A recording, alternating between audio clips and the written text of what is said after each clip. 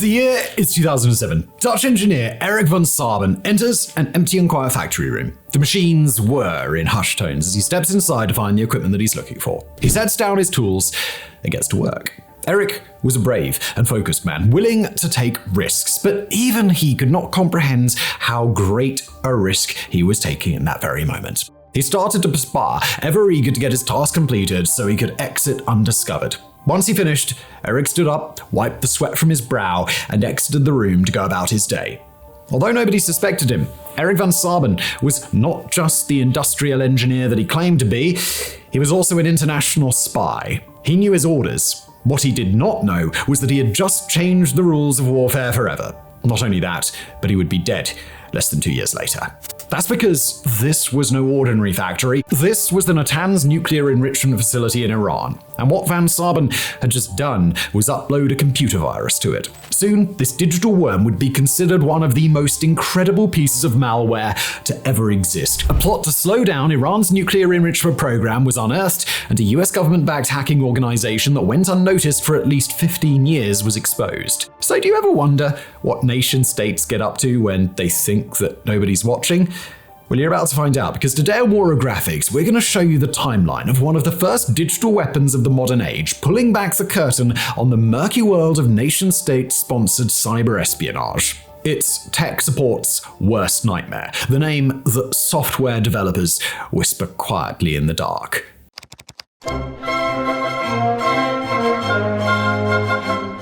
August 2002, Iranian facility at Natanz is discovered. Now, before we get to 2007 and the story of Erik VanSaan, we have to go back further, all the way to August 2002, when the National Council of Resistance of Iran, a revolutionary organization seeking to overthrow the Iranian government, exposed the existence of the Natanz facility. With this announcement came the realization that Iran was further along their long-awaited nuclear journey than most people thought. In 2003, the Iranian government formally announced the facility's existence, with then-President Ahmadinejad citing a need for 50,000 centrifuges to be installed at the uranium enrichment plant. They, of course, didn't call it a uranium enrichment plant, stating that the use of the plant is to generate nuclear power for their country and that they have peaceful intentions, and the uranium is only to be enriched to less than 5% in line with civilian nuclear power stations. The IAEA, or International Atomic Energy Organization, weren't convinced, and neither was Washington. Natanz is 100,000 square meters of facility, buried 8 meters underground with 2.5-meter thick concrete walls. It would go on to have its roof hardened and 22 meters of extra earth dumped on top of it. The Iranians wanted to make sure that this wasn't simply a facility that could be bombed from the air or attacked with kinetic means. Washington's worries were heightened by Iran's failure to fully cooperate with the IAEA by not allowing their inspectors access to the control room, obscuring what equipment they used. It was no civilian power station, and Washington was worried. Something had to be done. Something different.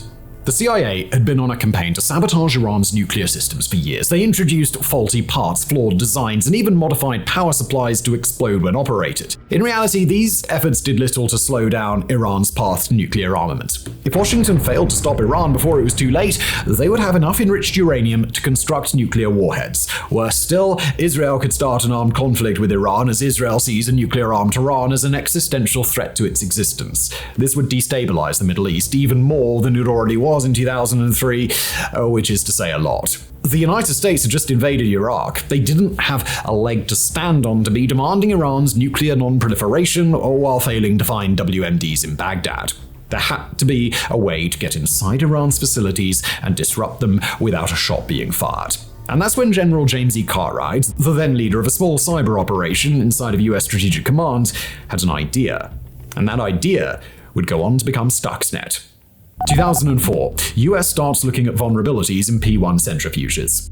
In 2004, the governments of Israel and the United States began trying to understand what the weak link would be in the Iranian facility that they could target with a cyber attack. There was only one real answer to this: the centrifuges. Due to their function to spin at extremely high speeds, the destructive capability of the centrifuges could be catastrophic to the nuclear program. Centrifuges are complicated technology, and they are expensive to replace. It would slow the Iranians down drastically if they could somehow use a digital weapon to take them offline en masse. To do this, Israel and the US needed centrifuges, the same ones that Iran used.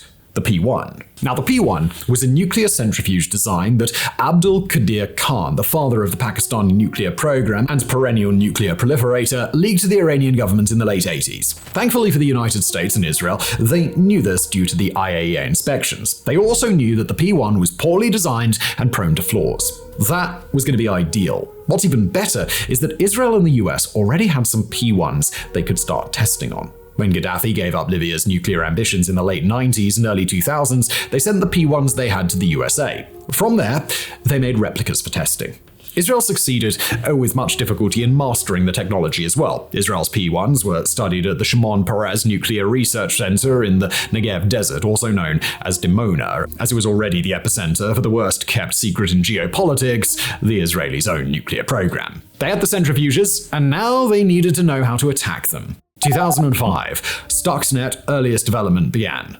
As early as 2005, there were hallmarks of code found in the final versions of Stuxnet showing that may have been the year the development began on the virus. It was a joint venture by the Israeli and American government set up under the George W. Bush administration, known under the moniker Operation Olympic Games. But why the cooperative approach? Couldn't the US do this on their own? And, well, the answer to that is yes, they could. So what did the Israelis bring to the table? The Israeli Defense Forces Unit 8200 are the specialized intelligence arm of the Israeli army. It's an equivalent to something like the NSA in the United States, with specialisms in cyber warfare, counterintelligence, and surveillance, among others. Many of their soldiers have gone on to found successful IT companies in Silicon Valley and are even known to rival NASA for their technical expertise. This, plus their partnership with the United States and their proximity to Iran, made them the perfect partner. In short, they both had skin in the game. However, Washington almost always has an ulterior motive. The US valued Israel as it gave them plausible deniability and someone to blame in case of their discovery. Another reason for bringing Israel along would be to prevent armed conflict between Israel and Iran. It was believed that Iran would have enough enriched uranium to manufacture a nuclear weapon by March 2011, and at the time, a third enrichment plant was being planned by the government in Tehran. Israel, therefore, needed to be involved in the project to be convinced to stave off bombing Iran and causing another conflict in the Middle East. And so the virus began development, but Stuxnet wasn't its name yet. The US simply called it the bug. The aim of the computer virus they planned to develop was to hurt uranium enrichment capabilities for the long term, but it wasn't the only tactic being developed. Together with international sanctions, Mossad's assassinations, and the CIA's acts of sabotage, a coordinated campaign of disruption was running parallel to the Iranians' enrichment program at every turn. Stuxnet was simply a part of this bigger program. Before long, at Dimona, the Israelis and the Americans were testing Stuxnet's capabilities and limits. The early tests were a success, but it would be another 2 years before it was deployed against Iran. 2005, Eric VanSaan is recruited by the AIVD. That same year, 2005, the Netherlands intelligence agency, the AIVD, recruited Eric VanSaan to eventually infiltrate the Natanz enrichment facility. VanSaan's wife was Iranian, and the company he worked for regularly did business with Iran's oil and gas industry, making him a perfect person to visit an Iranian nuclear facility. As a Westerner without suspicion, he had the credentials. But why ask the Dutch intelligence service for an American and Israeli operation? Well, it was actually at the request of the Americans. VanSaan would have been more likely to do clandestine work for his own country than for a foreign power, and whilst he was a good candidate to enter Iran, it may be that the Americans wanted more separation from the event for extra plausible deniability. And now you might be wondering why this just couldn't be done remotely. It's a computer virus after all. Well, Iran's nuclear infrastructure was separated entirely from the internet. In cybersecurity, this is called an air gap. This makes it impossible for a breach to come from outside. This is why the operation required someone to enter the facility and infect the systems. It does appear, thanks to journalists at De Volk's grant after a 2-year investigation, that many of those who took part in Stuxnet were not always given the full picture about what they were a part of. It is not out of the question to assume that VanSaan may not have understood the full extent of his actions until after the fact. The Dutch government were kept entirely in the dark by their intelligence service, and even the AIVD themselves were not fully aware of what they were helping with. One source admitted, we should have asked more questions. April 2006, Iran enriches uranium for the first time. In April 2006, Iran successfully enriched uranium for the first time from the Natanz plant, after telling the IAEA that it will no longer be complying with its protocols or inspections. This set off alarm bells to the US and its allies. A nuclear-armed Iran was and is one of the most potentially dangerous threats to Western nations, and they had to do something. The Americans and the Israelis pushed forward. Stuxnet was coming. 2007, Stuxnet's earliest use in Iran. 2007 is when the enrichment facility at Natanz was first attacked by Stuxnet after Eric VanSaan had successfully planted the worm. There's some contention over how the virus was introduced to the plant. Some say it was done via an ordinary USB stick. This is because the earliest versions of the virus required a USB stick to infiltrate systems and is corroborated by an unnamed architect of the virus who was alleged to have said, "It turns out there is always an idiot around who doesn't think much about the thumb drive in their hands." However, there is reason to believe that the virus was introduced to the computers of water pumps that were then installed by VanSaan. Even today, there is no definitive answer about how exactly Stuxnet entered the Iranian systems at Natanz. At first, though, absolutely nothing happened. But believe it or not, that's exactly what the US and the Israelis wanted. Quietly, in the background, without being noticed, the lesser-known initial Stuxnet attack was beginning. The virus used what was called a beacon to secretly draw an electrical blueprint of the plant, hoping to map the operations and understand how the computers control the centrifuges. It would send this map back to the programmers in the United States, establishing a link for the virus to be updated remotely. 2008, PLCs. It had been discovered that the Iranians' computers used the Windows operating system alongside software and hardware made by the German computer and software giant Siemens. They also make something called PLCs, or programmable logic controllers. They're essentially computers made for industrial automation, like factory assembly lines. They're used all over the world, from oil pipelines and electrical power grids to nuclear plants. The US power grid runs off them, and so did the centrifuges at Natanz. In early 2008, Siemens cooperated with the US National Laboratory in Idaho to identify the vulnerabilities of their PLCs. Siemens could never have expected what their secrets would be used for. Now the US had a blueprint of the facility, the ability to update Stuxnet from within, and now the vulnerabilities of the computers that run Iran's centrifuges. They were ready. 2008 to 2010, the Stuxnet years. Stuxnet is one of the most complex pieces of malware ever constructed. The depths it used to not only target vulnerabilities but also mask its own operations was revolutionary. It's revolutionary even today. The worm used what's called zero-day exploits. These are exploits in systems that were not previously known to their developers. To find one zero-day exploit is remarkable. Stuxnet used 4. Once it was updated, the virus got to work. It searched throughout the Iranian computer systems. It would scan the computer it was in for the specific Siemens software it was looking for and other criteria. When the criteria were met, it would immediately drop its payload, taking control of the PLC and the centrifuge it spun by modifying the code. It would then duplicate itself and search for up to 3 other computers to infect. Meanwhile, it would record normal monitoring levels, which would be sent back to the Iranians on a loop, and all malicious files would be hidden, making it harder to detect. A small number of centrifuges would start to spin at a much higher rate than they usually would, then slow down again, damaging the motors, eventually causing them to fail. It worked. The US and Israel had successfully attacked Iran's nuclear enrichment facility from the inside. They had slowed Iran down, but only a fraction. There was no centrifuge explosion or huge catastrophe just yet, but the power and destructive potential of Stuxnet was definitely clear. During this time, in late 2008 and early 2009, George W. Bush, the presidential architect of Stuxnet, left office, urging incumbent President Barack Obama to continue Operation Olympic Games at all costs. President Obama not only continued the program, he accelerated it. New versions of Stuxnet came as each attack helped them hone the next. On January 16, 2009, 2 weeks after VanSaan visited his family in Iran, but left early in an unexplainable panic, he was riding in his motorcycle in Dubai when it left the road and overturned, breaking his neck and killing him. No foul play was expected by those at the scene, seemingly ruling out a revenge attack. VanSaan's death appears to be an unfortunate accident, but nobody can know for certain.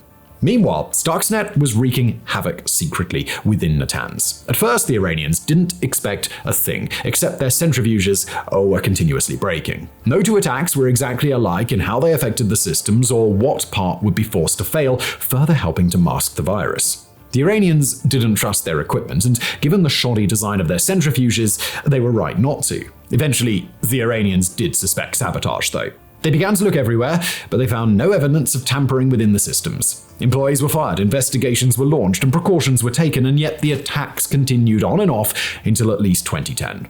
During this time, 1/5 of Iran's nuclear enrichment capability tore itself apart. A major blow had been dealt to their nuclear program. Almost 1,000 centrifuges were damaged and had to be replaced as part of the Stuxnet attacks.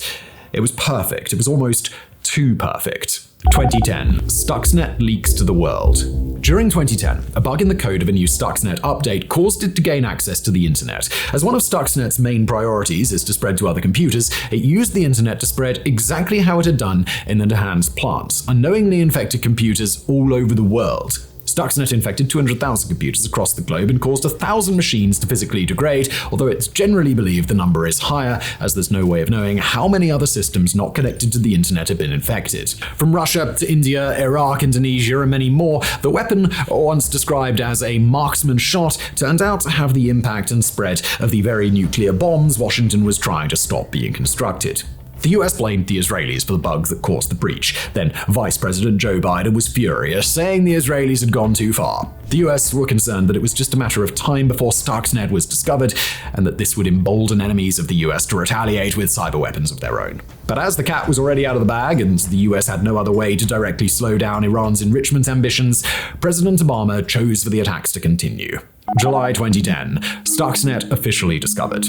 In July 2010, a Belarusian cybersecurity company was helping an Iranian client whose computer wouldn't stop rebooting. The company delved into the code of the machine to discover the bug causing it to misfire. They could not believe what they discovered. The most sophisticated malware ever made, and the code within it was there for all to see. This discovery is where the name Stuxnet was first coined, based on lines within the code. From there, Symantec and the Kaspersky Group, among others, delved into Stuxnet's code to solve the mystery of where it came from. In late 2010, Iran's president Mahmoud Ahmadinejad broke the Iranian regime's silence about the worm's impact on its enrichment program, saying a cyber attack had caused minor problems with some of our centrifuges. He added, "Fortunately, our experts discovered it." Up until this point, the Iranians had claimed no serious damage had been done to their centrifuges. Evidence of US and Israeli involvement. So, how do we know that this was in fact the Israeli and US governments working together to achieve this? Could Stuxnet not have come from some other hacktivist group or even another nation state? Well, since its discovery, there have been several clues and outright statements which indicate why a joint US-Israeli operation was the most likely origin. In 2011, an American expert on nuclear intelligence told the New York Times, "The reason the worm has been effective is that the Israelis tried it out," all but confirming a collaboration of the program. Among other clues in the code referencing Israel, the size and complexity of the code meant that only a nation-state actor could bear the estimated $1 billion cost of developing the malware, and a rich one at that.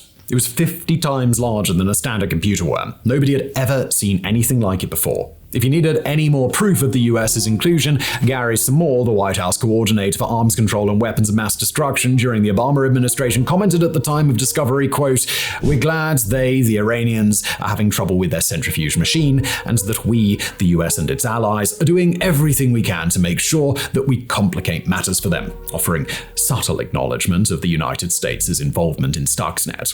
Post-2010. Since the Stuxnet attack on the Iranian enrichment facility at Natanz was revealed to the world, Washington's push against Iran's nuclear ambitions has been constant. In the years since Stuxnet initially hit, other cyber attacks, assassination, sabotage, and kinetic force have all been used to slow their progress. The on-again, off-again Iran nuclear deal set in place by Washington has also not done enough to quell Tehran's atomic ambitions. In 2021, there was an attack on the plant that caused a blackout, coming a week after President Biden attempted to revive the nuclear deal that President Trump ended. Iran was even able to launch a counterattack against the US's banking network in 2012 using what's known as a denial-of-service attack, though it was deemed unsuccessful. Iran denies the attack, but the timing, the target, and the size made it likely a nation-state was involved, making Iran the most likely proponent.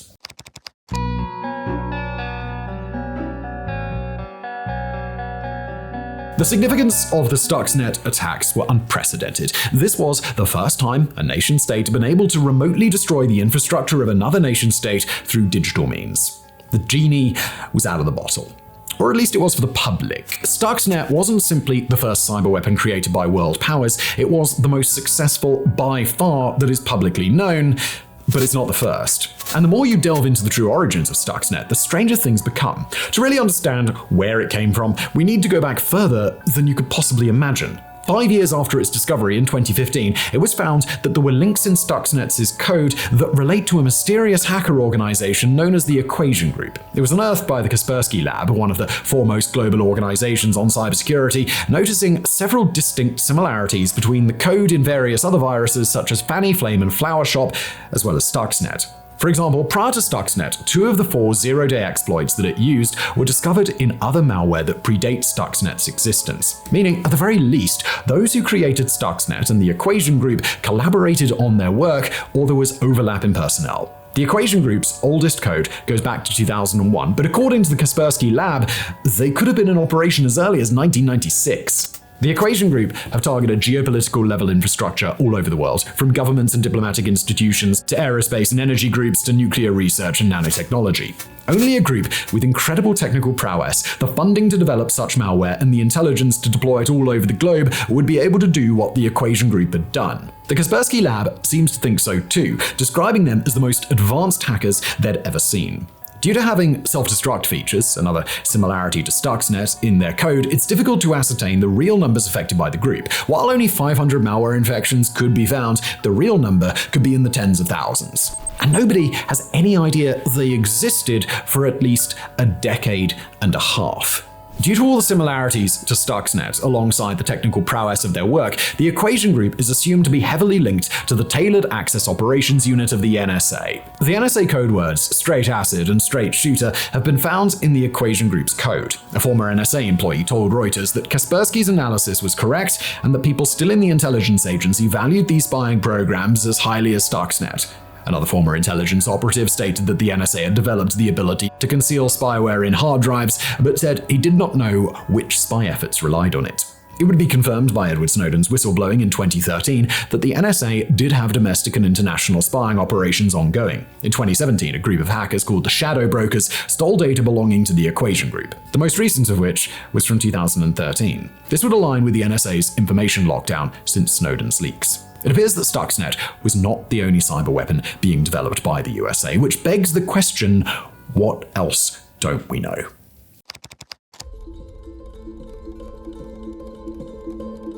As we know now, Stuxnet was not one of a kind. Whilst arguably the most effective in its mission, it is by no means the only shot fired across the bow of the digital domain. Stuxnet was being developed in the mid-2000s. The other Equation Group code goes back to 2001.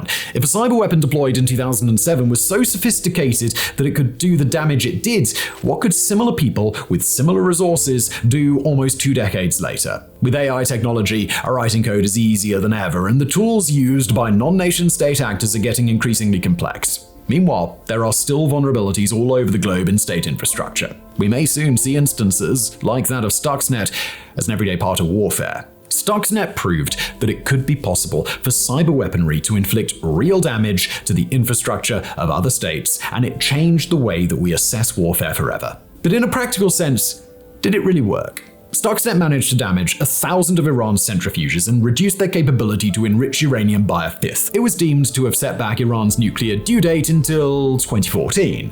For a billion-dollar program, a 3-year delay is not all that cost-effective. It's why the US and Israel had to return to other options such as kinetic strikes, assassinations, and the Iran nuclear deal as part of the strategy alongside more cyber attacks. At the end of all of it, though, Iran today has enough uranium that it could be possible for them to enrich enough for up to 5 warheads in a relatively short time. Arguably, Operation Olympic Games had already failed. As expensive as it was to make and as impressive as it was to accomplish, Stuxnet didn't move the needle. Why go to the effort of developing a bespoke cyber espionage toolkit when the US could likely develop a new bomb that might do a better job in destroying a facility like Natanz entirely for a fraction of the cost? The answer is, but there are still a select number of circumstances where cyber weaponry will be the best possible outcome. And as it becomes increasingly cheaper to develop malware and with more technology in the world than ever before, that trend only stands to continue. Therefore, the key element of a cyber weapon like Stuxnet is in potential. The world is only just dipping its toe into the ocean of cyber warfare, and that perhaps begs the scariest question of all. What happens when we fall in the water?